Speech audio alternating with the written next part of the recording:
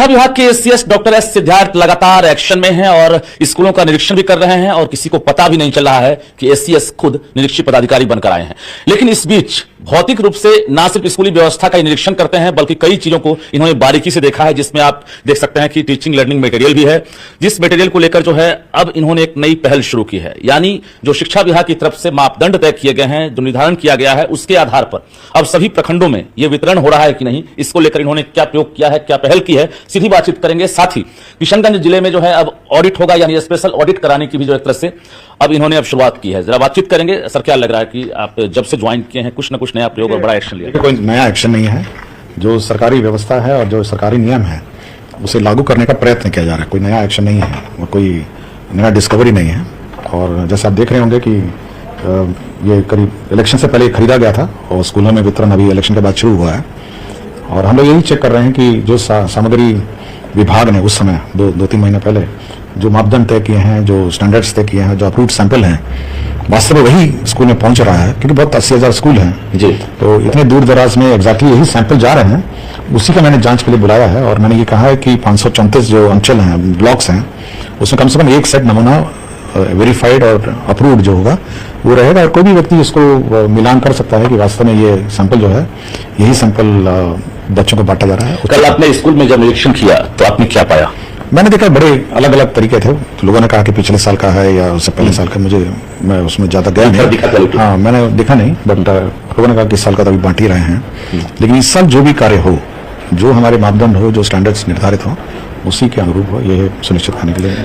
बिल्कुल, जरा हम दिखा दें आपको। एससीएस हमारे साथ भी हैं और देखिए यहाँ पर ड्राइंग वर्कबुक है, इसके साथ साथ पेन है, इंस्ट्रूमेंट बॉक्स है और इसमें सारे मटेरियल्स जो है उपलब्ध हैं अच्छी क्वालिटी की। और इसके साथ साथ अब जी समय ISI भी है और ISI मार्क भी है, देखिएगा ISI मार्क है सब में।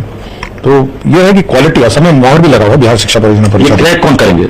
ये हो चुका है, ये इलेक्शन से पहले हुआ था जी। और वितरण की प्रक्रिया चुनाव के चक्कर में गलत क्रैक किया होगा। नहीं, क्रैक गलत नहीं हुआ है, क्रैक की बात नहीं कर रहा हूँ। अभी वितरण होगा। अच्छा। और वितरण में ये जांच होनी है कि वास्तव में जो यहाँ से अप्रूव्ड नमूना है वही बच्चों को मिले। मतलब एक बार फिर से आप जो है इस चीज की जांच करवाएंगे कि जो बच्चों की नहीं, जांच नहीं है, मैं तो ये मिलेगा। देखिए, एक बार आप अलर्ट हो जाएंगे कि जो चीज हम लोगों ने अप्रूव किया वही बच्चों को मिले, तो फिर बात बिल्कुल मतलब सावधानी की बात है। मतलब सावधानी हटी या दुर्घटना घटी, ये ना हो। अभी किशनगंज के साथ साथ गोपालगंज DO और जो किशनगंज के DPO हैं उनका निलंबन हुआ है, इसके साथ साथ बर्खास्त की कार्रवाई हुई है। अभी आपने स्पेशल ऑडिट कराने का भी आदेश जारी कर दिया है। किस प्रकार की गड़बड़ी दिखी? देखिए, जो गड़बड़ियां हैं वो तो हम लोग ऑब्वियसली जांच करेंगे और मैंने इस संबंध में बहुत सारे निर्देश भी दिए हैं और समय भी दिया है कि ये भी गड़बड़ी है तो आप पहले सुधार लीजिए। समय भी दिया है सबको, तो सुधार के बाद यदि फिर भी गड़बड़ी रह जाती है तो कार्रवाई कर देंगे। अभी ऐसा लगता है कई अधिकारी रडार पर हैं शिक्षा विभाग के, चूंकि जिस प्रकार से आप अभी बारीकी से चीजों को देख रहे हैं, चाहे वो बेंच डेस्क में हो या फिर प्रीफैब हो, तमाम चीजों का जो एक तरह से काम हुआ है उसमें कुछ शिकायतें, और व्हाट्सएप नंबर आपने जारी कर दिया, 5-5 नंबर आपके टेबल पर। देखिए, हमारा उद्देश्य करेक्शन का है और मिड डे मील मिल नहीं रहा है तो उसको करेक्ट किया जाए। और ऐसे भी शिकायत मिल रहे हैं कि टीचर्स आते हैं, हाजिरी लगा के घर चले जाते हैं, तो करेक्शन का पहले सुधार का मौका दिया जाए। और रोज कम से कम 50-60 तो कंप्लेंट आते ही हैं, तो सुधार का मौका दिया जाए पहले। व्हाट्सएप बड़ा लग रहा है कुछ बहुत अच्छे कंप्लेंट्स आ रहे हैं और मिड डे मील के बारे में आ रहे हैं, अटेंडेंस के बारे में आ रहे हैं, शौचालय के बारे में आ रहे हैं, तो सभी आयाम के बारे में आ रहे हैं। तो हमारा ये है कि पहले सुधार हो जी, शिक्षा व्यवस्था में सुधार हो और जो सरकार का जो उद्देश्य है, सरकार का जो विजन है, माननीय मुख्यमंत्री का जो विजन है, वो कम से कम क्षेत्र में दिखे, शिक्षा के क्षेत्र में। एक जानकारी चाहिए कि जिस प्रकार से ऑनलाइन अटेंडेंस को लेकर आपने एक नया प्रयोग किया है, लगभग कई जगह से जो है ऑनलाइन अटेंडेंस बन भी रहा है, लोगों को डर है कि हो सकता है अटेंडेंस ऑनलाइन ना बने तो वेतन अवरुद्ध हो जाएगा, उसको लेकर क्या कहेंगे? देखिए, आपको आश्चर्य होगा कि आज के दिन 92% स्कूल ने अटेंडेंस लगा दिया, 92। तो आप सोच सकते हैं कि ये कहना कि अटेंडेंस का जो टेक्नोलॉजी खराब है, 92 स्कूल में एक ना एक टीचर ने अटेंडेंस लगा दिया है। आप केवल यही सुनिश्चित करना कि सारे टीचर लगाएं। तो हम यही टेस्ट करना चाह रहे थे कि सभी जो टीचर हैं या सभी जगह से अटेंडेंस लगता है या नहीं लगता है। तो 8% स्कूल हैं, उसकी जांच हो रही है कि क्यों नहीं लगाया, बट जब 92% स्कूल से एक ना एक अटेंडेंस लग गया है तो बाकी में अटेंडेंस लगाने की ऑफलाइन का विकल्प है फिलहाल अभी, या वेतन बंद हो जाएगा? ऐप ही ऑफलाइन है। ये जो कहा जाता है कि उसमें इंटरनेट है, इंटरनेट की जरूरत ही नहीं है उसमें। अच्छा। इंटरनेट की जरूरत केवल एक बार लॉगिन करने के लिए होता है जी। उसका महीने पर वो बिना लॉगिन के चलेगा, वो ऑफलाइन ही है, मतलब वो ऑनलाइन नहीं है ऐप, वो ऑफलाइन है। और डेटा जो है वो बाद में सिंक्रोनाइज करता है। वो एक बार लॉगिन में वो मांगता है, आपका इंटरनेट मांगता है, वो तो कभी भी आप कहीं पे भी टारगेट है 100% हाँ, आप घर पे अपना लॉगिन कर सकते हैं जहाँ इंटरनेट है, और जब स्कूल जाएंगे तो आपको इंटरनेट की जरूरत ही नहीं है, वो ऑफलाइन ना। वेतन तो बंद नहीं होगा अभी ना? इस पर विचार करेंगे, पहले हम अभी देख रहे हैं, अभी तो संख्या देख रहे हैं जी। अभी इतनी संख्या 92% स्कूल ने अपनी अटेंडेंस लगा दी है।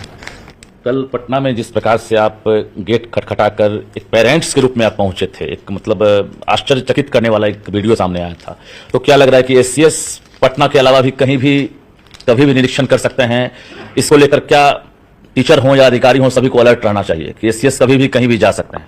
देखिए, मैं सूचना देकर नहीं जाता हूँ, निरीक्षण मेरा हमेशा औचिक रहता है, और एक साधारण मार्केट वगैरह नहीं था, कोई कारवा नहीं था आपके साथ? कुछ नहीं। मैं किसी को सूचना वैसे भी नहीं देता हूँ, और कभी भी नहीं दूंगा, और जब भी जाऊंगा औचक ही जाऊंगा, इसलिए मेरी निरीक्षण व्यवस्था ही औचक रहती है, मैं कभी सूचना किसी को नहीं देता।